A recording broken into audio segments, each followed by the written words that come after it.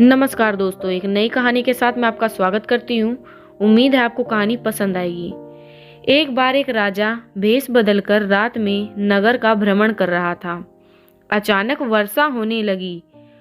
उसने एक मकान का दरवाजा खटखटाया। अंदर जाकर राजा ने गृह स्वामी से कहा, मैं कई दिनों से भूखा हूँ। भूख के मारे मेरे प्राण निकल रहे हैं। जो कुछ हो मुझे तुरंत खाने को दे दो। गृह स्वामी अपनी पत्नी व बच्चे सहित 3 दिन से भूखा था।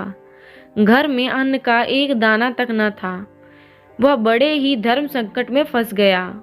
उसे समझ नहीं आ रहा था कि वह अपने भूखे अतिथि को कहाँ से भोजन कराए।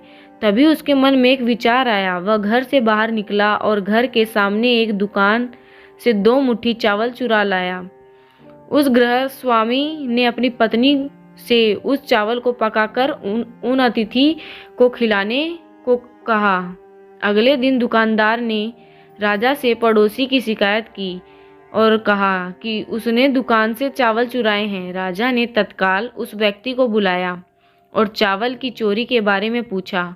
उस व्यक्ति ने अपना अपराध स्वीकार करते हुए बीती रात की पूरी घटना सुना दी। हाथ जोड़कर कहा, राजा, मेरा स्वयं का परिवार 3 दिन से भूखा था।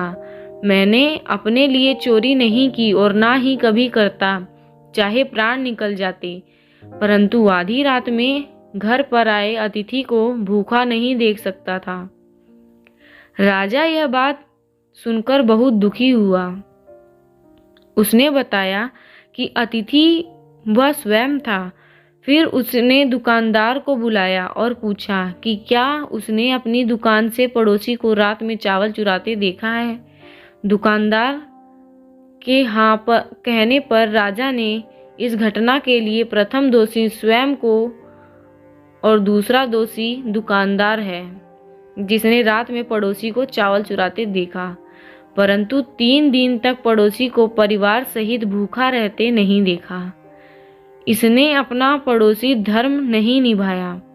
राजा ने उस दुकानदार को जाने के लिए कहा और उस गृह स्वामी अतिथि निष्ठा भाव से प्रसन्न होकर 1000 सोने की अशर्फियाँ उसे इनाम में दी।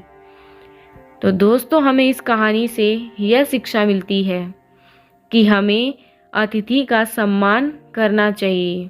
और देखा जाए तो हमारे ग्रंथों में भी लिखा है, अतिथि परमो धर्म, मतलब कि अतिथि का सत्कार करना परम धर्म है। तो दोस्तों, अगर ये वीडियो आपको अच्छी लगी हो तो दिल से चैनल को लाइक, शेयर और सब्सक्राइब करें। धन्यवाद।